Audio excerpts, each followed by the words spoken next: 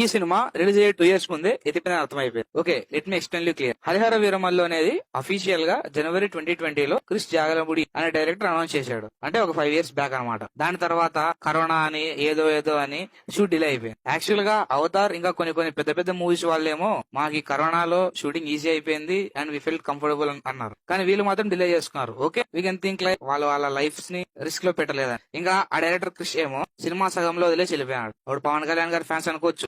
నీకు బాగా మదం ఎక్కిందిరా గోవర్ధన. కానీ ఒక డైరెక్టర్ మైండ్ సెట్ ఎలా ఉంటదంటే తను అనుకున్నప్పుడు సెట్ లో హీరో గానీ హీరోయిన్ గానీ అందరూ అవైలబుల్ ఉంటది. కానీ ఇక్కడేమో పవన్ కళ్యాణ్ సార్ ఎప్పుడైతే ఖాళీగా ఉన్నాడో అప్పుడు డైరెక్టర్ రావాల్సి వచ్చేది. ఇంకా అలా సిచ్యువేషన్స్ ఉన్నాయి. ఆయన పవన్ సార్ ఏం కావాలని డిలే ఏం చేసుకోలేదు. కరెక్ట్ ఆ షూటింగ్ టైమ్ లోనే పవన్ కళ్యాణ్ గారికి ఆ ఎలక్షన్స్ క్యాంపెయినింగ్ గానీ అలా బిజీ అయిపోయారు. తర్వాత 2023లో అనుకుంటా ఇంకో డైరెక్టర్ జ్యోతి కృష్ణ అనే ఆయన మిగతా మూవీని కంటిన్యూ చేశారు. ఇప్పుడు ఒక హిట్ అయిన మూవీనే మళ్ళీ రీమేక్ చేస్తే ఫ్లాప్ అని అనుకుంటాం మనం. అదే ఒక స్టోరీని ఇద్దరు వేరే డైరెక్టర్లు, అది ఒక డైరెక్టర్ వదిలేసి వెళ్ళిపోయి నాకు ఇంకోవర్ చేస్తే ఫ్లాప్ అని ఫిక్స్ కామా? మరి ఎందుకు బ్రో మూవీగా అంత హైప్ ఇచ్చుకున్నారంటే ఊరికే మా వాళ్ళకి ఉత్సాహం కాన్ఫిడెన్స్ కాదమ్మా, కాన్ఫిడెన్స్ ఇద్దామని అన్నాం. ఇంకా 5 years టైం తీసుకొని స్టోరీ లేకుండా కూడా కనీసం గ్రాఫిక్స్ పైన కాన్సన్ట్రేషన్ చేస్తే బాగుండు.